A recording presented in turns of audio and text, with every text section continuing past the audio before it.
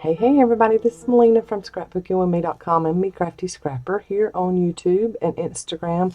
Today I wanted to show you some of these simple silhouette tags I've been making. I love using this stamp set from Tim Holtz. It is the Wildflowers stamp set, and we have this in the shop. Most everything that I'm going to show you today is from ScrapbookingwithME.com. So if you have any questions about something that I have used today, it's probably going to be in our shop, and I have that linked always in my description box below.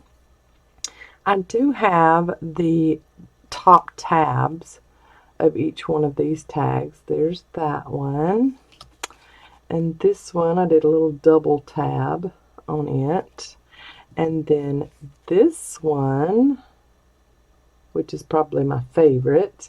Those are die cuts, and I have dies that I bought to make those with. There are those, and here is how I die cut each one of those to add to the tops of my tags. Here are the dies that I used, and like I said, I have a link in the description box below so that you can find these if you want them and order them. I got them from an overseas company, and I used my Big Shot here to cut the tabs out for the tops of my tags. Let me just show you these here first. So this one, I'm going to unroll my platform, and I just used some scraps from my scrap pile, my little scrap bowl here, and it was, of course, the bigger scraps that I used for my tabs. Let's get this one here. Okay, so this little piece of scrap, I have, let me move it up some, I have you pulled in really good so you can see, because these are little tiny pieces. So right across there, and I put my other platform piece on top, and then roll them through. And then I roll mine back the other way after I know that they have been rolled through the top way. Okay, and then you have your little pieces in your die, and I use my stylus and turn it over. You see the holes there. You can pop those out. And then there are little holes on the ends that you use a pick tool or whatever to poke through those to pry the pieces out. So see, if you put your pick tool through that hole and then turn it over, you're going to get your pieces out really easily there because it pops them up. Okay, then you get 3 different sizes of tag tops, or whatever kind of top you want to use this on. Toppers, 3 different sizes from that one, so that's kind of my favorite right there. So there's that one. All of these you just run through exactly like this. Let's do this one. I like doing my toppers with cardstock. Now, you can do it with just regular paper, but you're going to have some really thin toppers, and those stick out on top of your project, so you want your toppers to be pretty sturdy. So There's a piece just of notebook kind of paper, but it is cardstock weight. And I put those dies down there, and let's run that through.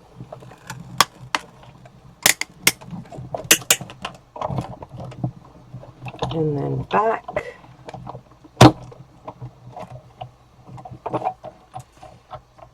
Oop, and one of them stuck to the platform that I put on top of it. So there is your pieces out. I almost got that one where it didn't cut all the way.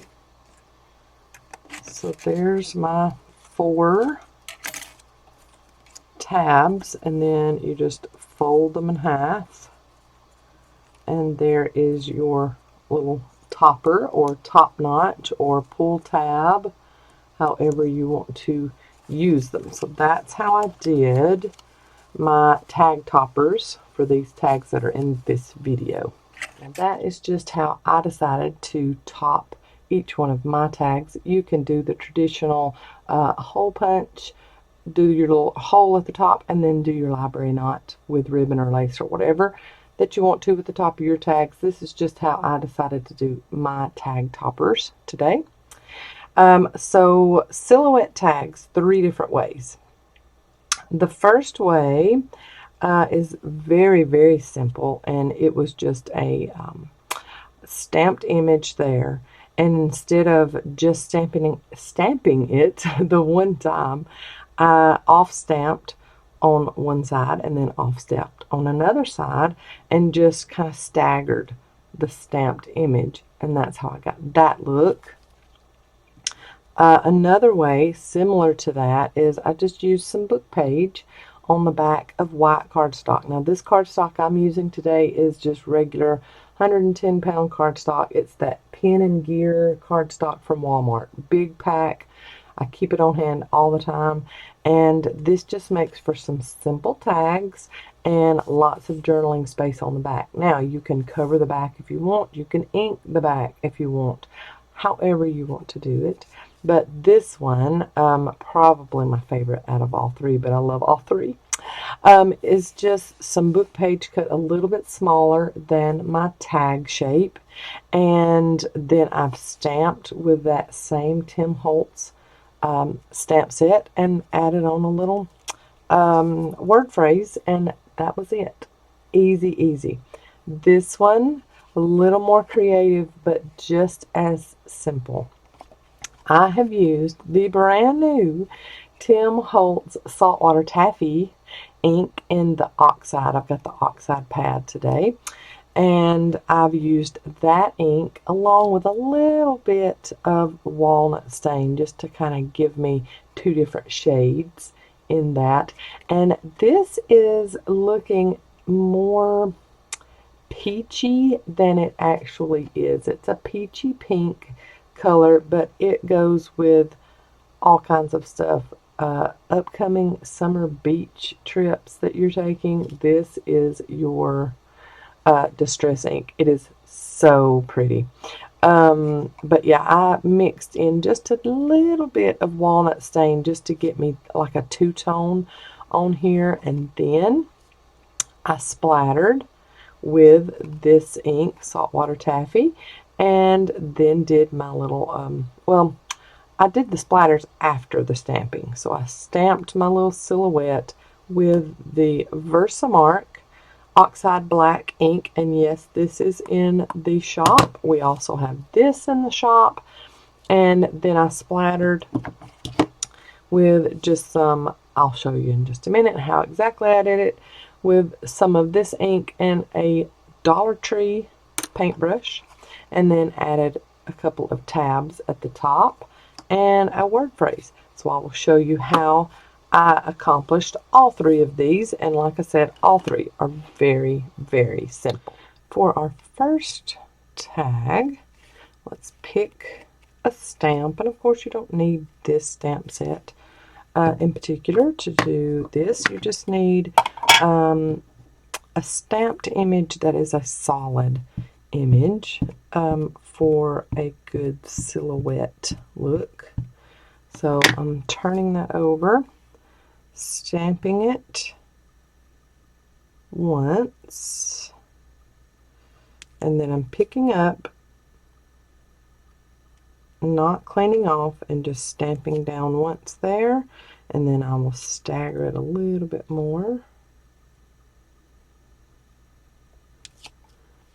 and stamp there. Then I'm going to pick this up and wipe off my messy mat so I don't get that ink anywhere else. So there is your offsets, so it looks like you've got a few little shadows going on. The closer you put it, the even more pretty, in my opinion, that it looks. So if we used, say, this one and inked it up,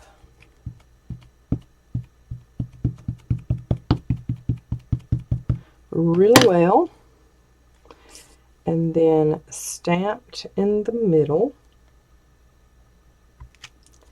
and then come over and off stamp pretty close, and then off stamp again pretty close but a little bit lower.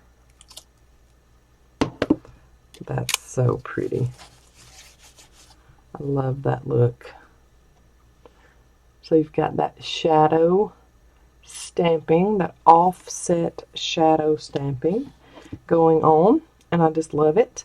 I am using walnut stain as my edge ink on these, and you can add die cuts to these. You can add just word labels like I have.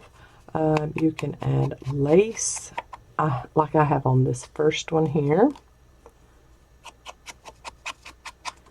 I just love the look of off stamping.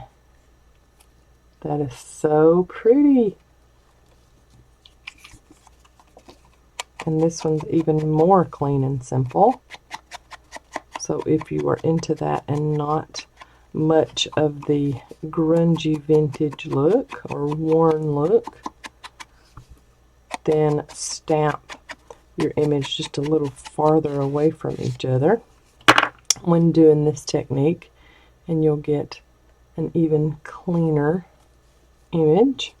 So see, on this one I just added some lace to the edge here and a word phrase, and then my little tab at the top, and we are finished.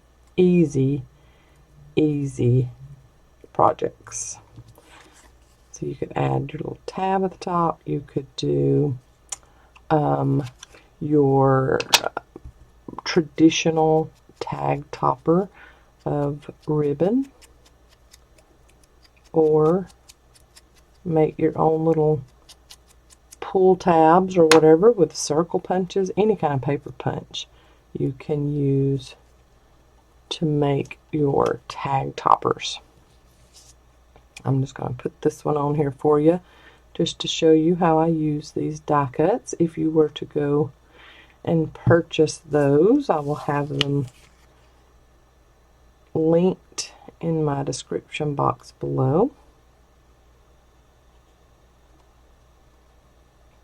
So cute. I love those. Love those tag toppers. And then we could add, let's see, how about, it'd be nice if I had the word bee. We could put bee ourselves. Let's see what else we've got that we could add on there. Inspire joy. I think I used this a couple of days ago on something. But I do like that phrase, inspire joy. And it does not have to be straight. Remember, it's handmade by you, so you don't have to be perfect. I love that. So that's how I did the first tag. Now let's move on to the tag with the book page on it. Most of my tags that I'm working with today are 2.5 inches by 5 inches. So that's my measurements. I failed to tell you that at the very beginning. For the one that has book page on it, I've used the natural tear of the book page on one side and then just cut it down just a little bit smaller than this, just so we can have a little mat on it. And I did not on this one ink the white cardstock base. I just inked the book page. So I ink book page and I put my base off to the side for a minute, and I'm on my messy mat, or that's what I call it.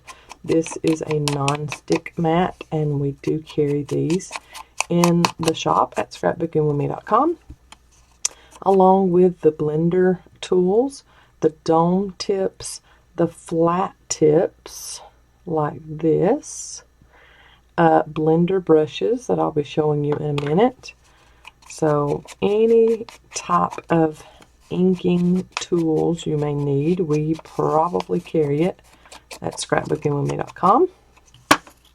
So there's my inked book page, and then here is my stamp. I'm going to use my VersaFine Onyx Black ink on my stamp. Cover it really well. Figure out where I want to put that image.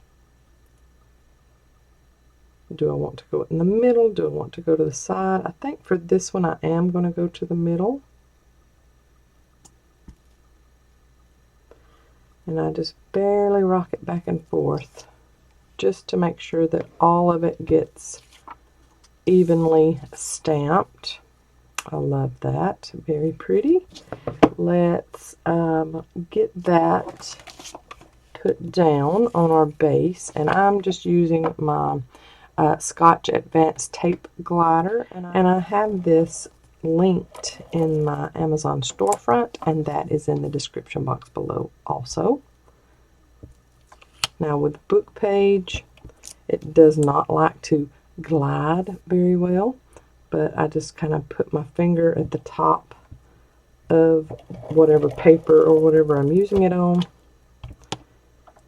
and get it to work pretty easily. I just don't like how liquid glue looks on the back of my book page. So that's why I like using double-sided tape for that. And I got a little rip in my book page from using the glider, but it just adds a little bit more age to it. So I'm fine with that. Then let's add a topper. That's the topper that I used for the one off camera, my prototype. Let's go maybe with this green. That is very pretty. I like that, but if that looks a little too big, let's look at this one. Ooh, I like that. This one could go in any junk journal pocket when you keep it neutral like this.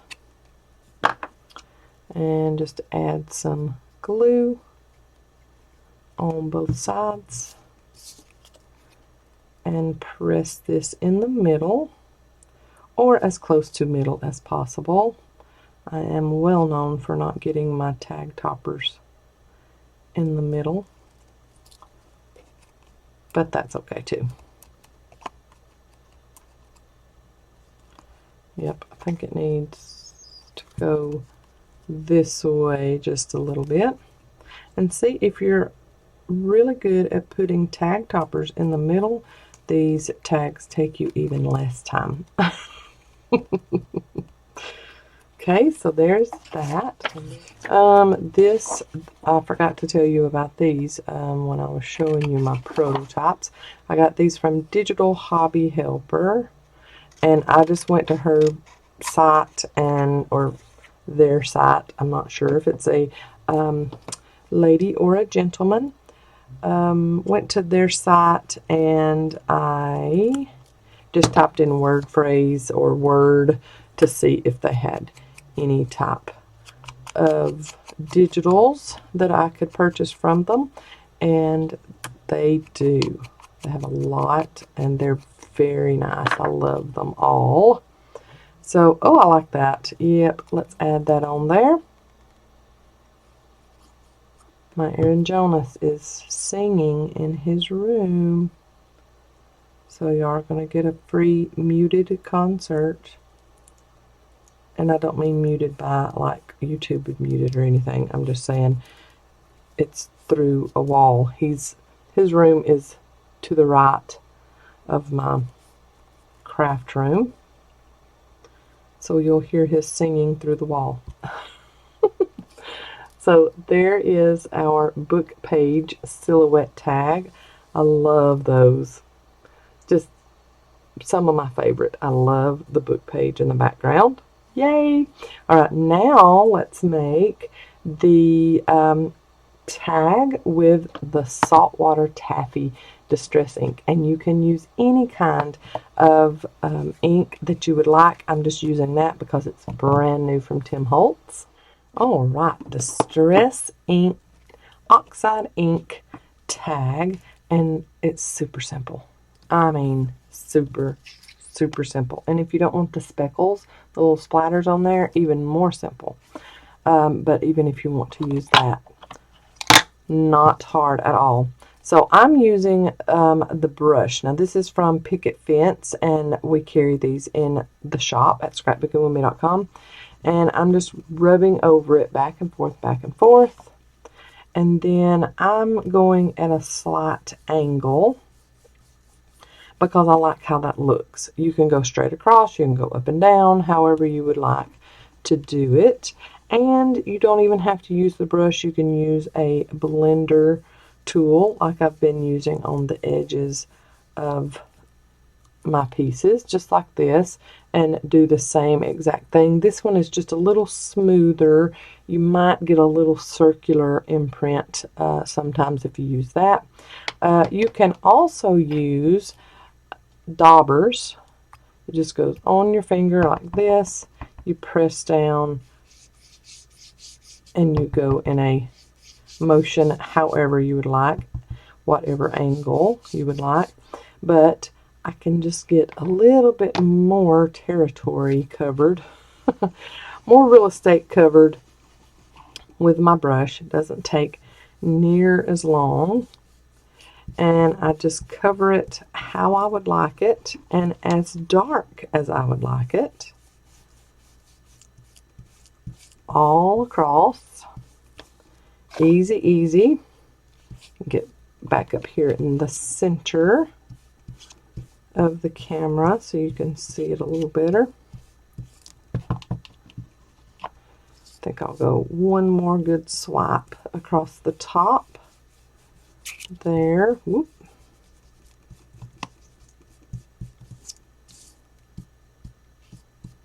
Oh yeah, I like that. Okay, and then don't put this away yet because you're going to come back to it. Then you're going to go ahead and stamp your silhouette image wherever you would like on your tag. So I've got a little bit wider of an image to stamp, and yeah, I can get all of it on there. So let's go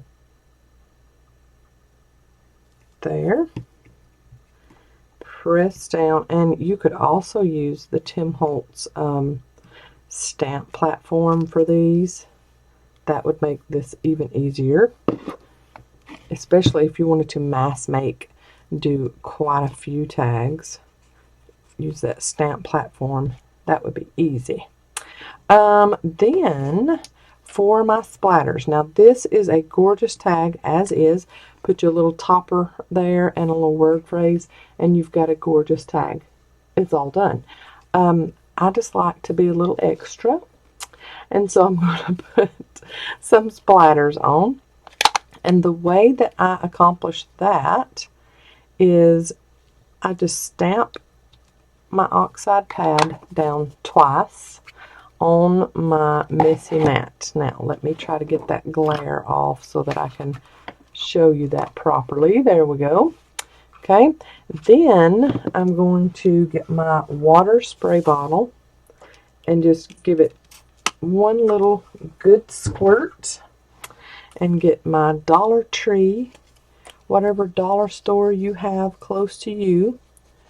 Get some of those paintbrushes. You don't need expensive paintbrushes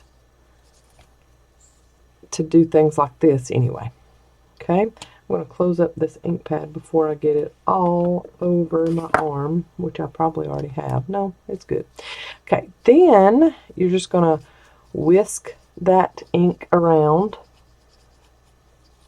and then you're going to splatter, splatter all over.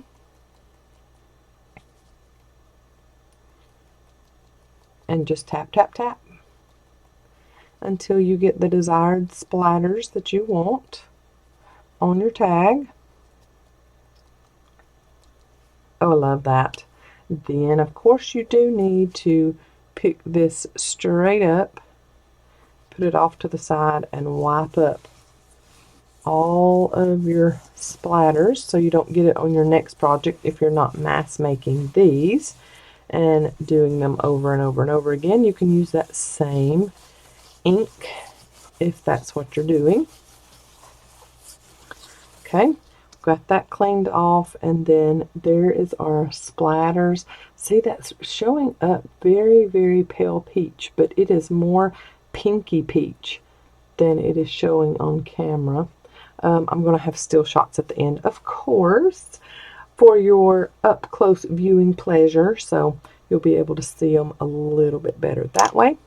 I'm going to ink my edges while everything is still drying. And on one of these, I've made the traditional tag corners at the top. The rest of them, I haven't even worried with it. I've just left them as is. You can do whatever you would like on your tag corners. On this particular style of silhouette tag, you can get a little bit deeper into that ink that you've already put on there, and that gives it a nice little effect too. Okay, just like that, and then we can add a topper. Let's see, let's add a bigger one. I like that. Oh yeah, that one's pretty. This is some blue fern scrap that I had in my bowl from Bird Waltz, and it is a beautiful cardstock, but it is very thick, so you have to pick and choose what projects you use that cardstock, Blue Ferns cardstock, with anyway, because it is some thick, thick cardstock. So there's my topper, and let's pick out a word phrase to go at the top. Oh yeah, let's just do very simple. Make sure we kind of get it in the middle. It doesn't have to be perfectly aligned, but I would like it in the middle. So let's see if we can accomplish that. That looks good to me. Yes, I love that.